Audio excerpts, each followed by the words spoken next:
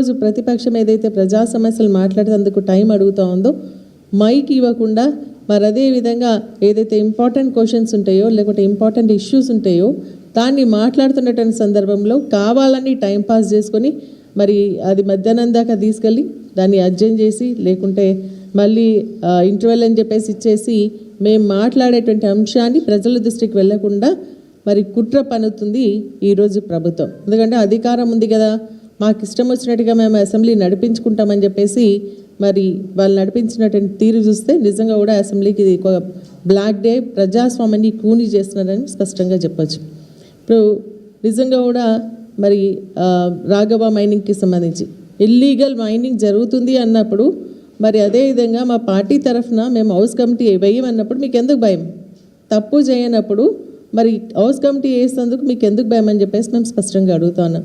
దానికి మరి ఇప్పుడు అక్క చెప్పినట్టుగా మా పార్టీకి సంబంధించినటువంటి నాయకులందరి పేర్లు, వాళ్ళ పార్టీకి సంబంధించినటువంటి కుటుంబ సభ్యులకు బిజినెస్ ఉందా, ఇక్కడ అక్కడ తోక ఉంటుంది, చుట్టరికం కలిస్తే వాళ్ళు బిజినెస్ చేసుకోకుండా ఎట్లా అని చెప్పేసి సీఎం గారు మాట్లాడతారు. మరి అదే మరి నిజంగా మీకు వర్తించినప్పుడు మరి అపోజిషన్కి కూడా వర్తిస్తుంది కదా. మరి ఇక్కడ కూడా చుట్టాలు బిజినెస్ చేసుకోవద్దా?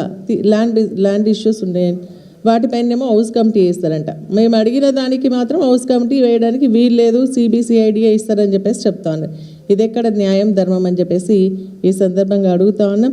ముఖ్యంగా ఏంటంటే ఈరోజు మరి నిన్న జరిగిందంతా ఇష్యూ ఈ యొక్క మైనింగ్ పైన మాట్లాడుతున్నప్పుడు మరి బిజినెస్ కంప్లీట్ చేసుకొని వెళ్ళిపోవడం జరిగింది. ప్రతిపక్షాలకు ఎవరు కూడా మైక్ ఇవ్వలేదు.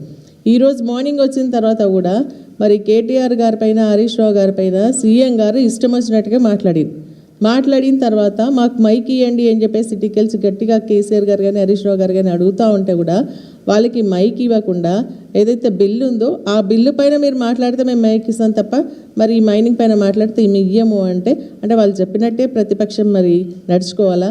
ప్రజల ఇష్యూస్ మరి ప్రభుత్వం దృష్టికి తీసుకురావద్దా అని చెప్పేసి నేను ఈ సందర్భంగా అడుగుతా ఉన్నాను. మరి అదేవిధంగా ఏంటంటే ఈరోజు మన 6 గ్యారంటీలు, ఎందుకంటే 6 గ్యారంటీలు 420 హామీ పైన మేము మాట్లాడుతున్న ఈ వారం రోజుల్లో కూడా స్పష్టంగా అడుగుతా ఉన్నాం.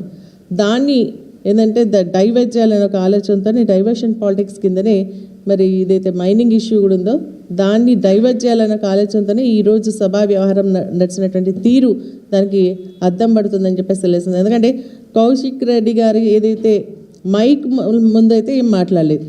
మరి మేమందరం కూడా మరి పెద్దలు మన కడియం శ్రీహరి గారికి మైక్ ఇచ్చినప్పుడు మీరు ఏ పార్టీ అని చెప్పేసి అడగడం జరిగింది. వాస్తవంగా స్పీకర్ గారు వారిని బీఆర్ఎస్ పార్టీ అని చెప్పడం జరిగింది. కాబట్టి వారు మైక్ అందరి మరి కాంగ్రెస్ పార్టీ సభ్యులకు మైక్ ఇస్తూ మరి వారు కూడా ఇచ్చినప్పుడు మీరు ఏ పార్టీ అని చెప్పేసి అందరం కూడా అడగడం జరిగింది. దానికి ఈరోజు కౌశిక్ రెడ్డి మరి ఏదో మాట్లాడిందని చెప్పేసి ఇంతవరకు కమిటీస్ వేయలే.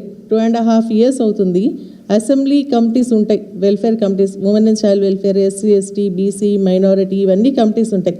ఎథిక్స్ కమిటీ ఉంటుంది, పిటిషన్ కమిటీస్ ఉంటాయి. కానీ ఇవన్నీ వేయకుండా కేవలం ఈరోజు కౌశిక్ రెడ్డి పైన యాక్షన్ తీసుకోవాలన్న ఆలోచనతో ఎథిక్స్ కమిటీకి రెఫర్ చేస్తున్నాం అనడం ఎంతవరకు సబబు అని చెప్పేసి అడుగుతాను. ఏంటంటే ఎంతసేపు ప్రతిపక్ష గొంతు నొక్కాలి, వారు మాట్లాడేది ప్రజలకు తీసుకుపోవద్దన్న ఆలోచనతో మరి అదేవిధంగా ఏదైతే ఈరోజు ఇల్లీగల్ మైనింగ్ జరుగుతున్నటువంటి రాఘవ కన్స్ట్రక్షన్స్ పైన హౌస్ కమిటీ వేయాలని చెప్పేసిన ఒక డిమాండ్ని మరి పక్కకు పట్టే విధంగా ఈరోజు మరి ప్రభుత్వం వ్యవహరించిన తీరు అందరినీ కూడా ఆశ్చర్యానికి గురి చేస్తుందని చెప్పేసి కూడా ఈ సందర్భంగా తెలియజేస్తున్నాను. Thank you.